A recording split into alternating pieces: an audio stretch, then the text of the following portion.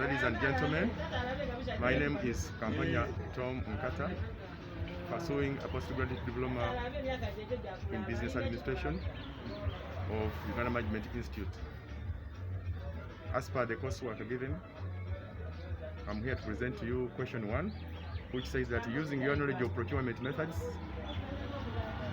identify and discuss at least 5 procurement methods, highlighting at least 3 factors that justify the choice of the cited procurement method. I begin by giving an overview, and in the overview I define procurement. I give the types of procurement methods plus the factors that justify the procurement method.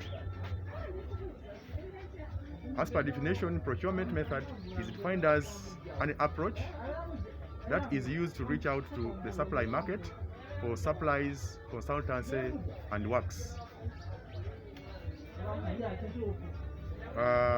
As per the PPDA, that is Public Procurement and Disposal Act, in the Uganda procurement context, there are about 6 procurement methods that a PDE can use in exercising the procurement process. The choice of procurement method shall first be approved by the contract committee. And here I discuss. The first procurement method is open domestic bidding, and this is a default method to be used by the PDE except when provided otherwise in the PDA or any regulation. Open domestic bidding is a procurement method which is open to participants equally by all providers through advertisement of the procurement opportunity or procurement exercise. It is used to obtain maximum possible competition and value for money in the process. Though it is domestic, as it sounds, it gives room for foreign or international bidders to participate in the bidding. For example, in the supply of motor vehicles and motorcycles by Uganda National Bureau of Standards. The second procurement method is open international bidding, a method which is open to participation in equal terms or on equal terms by all providers through advertisement of the procurement opportunity, and which specifically seeks to attract foreign providers. It is used to obtain the maximum possible competition and value for money, where national providers may not necessarily make or achieve this. Example in this case is construction works for a treated water transmission pipeline from Karuma to Gulu by National Water and Sewage Corporation. Here to note is that open bidding method can be used to procure works irrespective of the value of the procurement. The third method is restricted domestic bidding and restricted international bidding. Either way, this procurement method is where bids are obtained by direct invitation of potential bidders through either fax, email, or by telephone call without advertising in a bid notice. Selection of bidders is through use of shortlist, which includes all the potential providers. Any other provider not on the shortlist though, but is able to offer the required works, and the consultancy, services or supplies may write to Public Disposal Entity, PDE, requesting to participate. It is used where the requirement needed are available only from a limited number of providers, insufficient time for an opening bidding procedure, and the estimated value of the participation of the procurement does not exceed a stated threshold.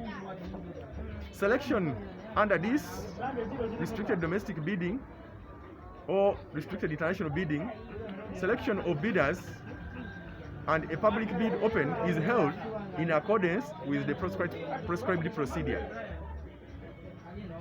Threshold greater than 2 million but less than 500 million for works, and greater than 10 million but less than 200 million for supplies or non-consultant services is considered. The bid period is 20 working days for restricted international and bidding, and 12 working days for restricted domestic bidding. Example in this case is supply and delivery of a double cabin pickup by the Cotton Development Organization. The fourth procurement method is quotation and proposal method. It is a simplified procurement method which compares price quotations obtained from a number of providers.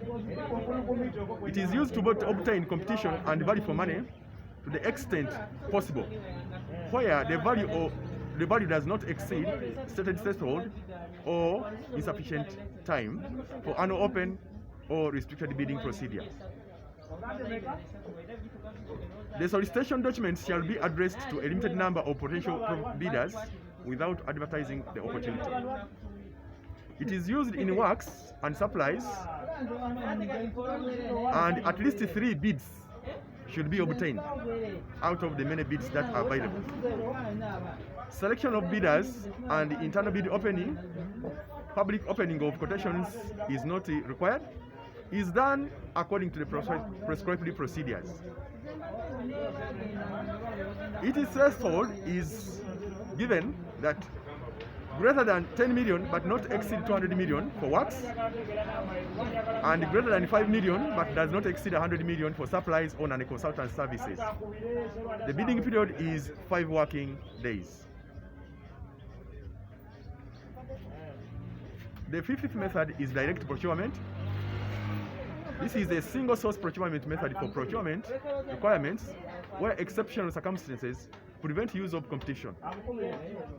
And these circumstances may be insufficient time for the other procurement, such as emergency situation, or when works, services or supplies are available from one provider. For example, requirements of propriety in nature, annexes in contract extended for additional works, like if you want to do more additional works, it may not be necessary for you to use the other methods which need a lot of time, but you can use direct procurement method. Services or no advantage could be obtained by further competition. It is used when no responsive bids have been submitted in response to the competitive bidding procedure. That is when people have submitted their bids for this. Then we can go for direct procurement method. And also when there is no minimum bidding period. That means it is open. It's open. Then the other one is the micro procurement method. A procurement method of this nature is used for very low value unforeseen procurement requirements. Minimal. They are very minimal. It is used to achieve efficient and timely procurement where the value does not justify a competitive procedure, where many people come in and compete favorably. Requirements: it requires no procurement procedure as for other procurement methods. The public procurement entity is responsible to request not less than 3 providers to submit a written quotation on their letterhead, and the lowest price is selected, or the lowest bidder is selected. The one who bids lowest is selected in this case. The provider can be called by telephone or contacted by fax, email, and invited to submit a price quotation.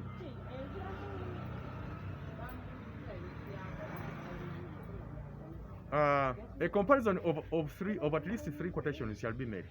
Original invoice or receipt evidencing the supplies needs to be obtained and signed by the procurement official. A threshold is also taken into consideration. For example, works not exceeding 10 million, supplies and non-consultant services not exceeding 5 million. Micro procurement should be used for split procurements, and requirements required continuously for repeatedly over a set period of time, or for which framework contract is required. A public procurement entity may delegate to the user department the authority to undertake micro procurement. Now, having discussed those procurement methods, we want to see the factors to consider when choosing either of the above methods that have been highlighted. The first factor is the value or threshold of the procurement or of the requirement. For example, open domestic or open international bidding is used if estimated value of the works exceeds Uganda shillings 500 million. Then we shall go for open domestic or open international bidding. Restricted domestic or international bidding is used if the estimated value of the works is greater than 200 million but does not exceed Uganda shillings 500 million. The next factor is the number of available suppliers or providers. Limited provider, if the number is limited, then it could have been brought about by the existence of copyrights, for example, intellectual property, rights, patents, existence of monopoly, as this makes provider of the requirement to be limited or sole provider. The other factor to consider when choosing a procurement method is circumstances relating to the procurement. For example, in an emergency situation, where we determine the procurement method regardless of the estimated value of the requirement. Where time is of the essence, direct procurement would be used. Time is a very great component in procurement because everything must be programmed according to time. Everything must be scheduled according to time. So under such circumstances of emergency, the fastest or the one that does not require a lot of time will be considered. Then the type of procurement itself, where supplies, works, and consultant services, or consultant services. For example, provision of consultant services, not inviting expression of interest by the intending bidders, and the resultant developing of a shortlist or shortlisting without publication of expression of interest or procurement from individual consultants. So under such circumstances, we shall take that into consideration when choosing a type of procurement. Then the other factor to consider is compatibility and continuity. How do we go about this? This would require the public disposal unit to recommend use of a direct procurement for compatibility with the existing works, meaning that the procurement need available or that is there will determine which way to go. Now the consultant services, so contract is given to the existing provider, depending on how compatible it is with the available procurement opportunity. And besides, there are also other factors that can be looked into. They are not as major, but they are very important, especially at national level. For example, like we would look at national interest and security. There are some procurement methods which don't align very well with national interest and security. Then also past experience. We could have used a particular procurement method and it didn't bring or yield good results. It could have brought in some other unbearable circumstances or unwanted circumstances. So we look into that, past experience. Then also the bilateral arrangements, where countries or companies arrange and approve a certain procurement method, not based on how good it is, but as choice is made by countries or companies, internationally or domestic. Then also the complexity of the requirement. Some procurement assignments or opportunities are very complex that they require strictly particular types of method. You cannot just pick up any and use it. So that will promote selection of a specific type of procurement method because depending on the complexity of the requirement.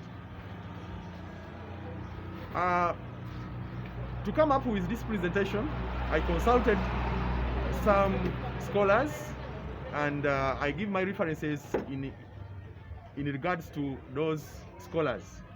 The first one is Public Procurement and Disposal of Public Assets Act 2003, followed by the Public Procurement and Disposal of Public Assets Rules and Methods for Procurement of Supplies, Works and Consultant Services, Regulations 2014, Government Procurement Portal website, and also thresholds for procurement, then the PPD Act guidelines. Ladies and gentlemen, I come to the end of my presentation. Thank you so much for listening to me.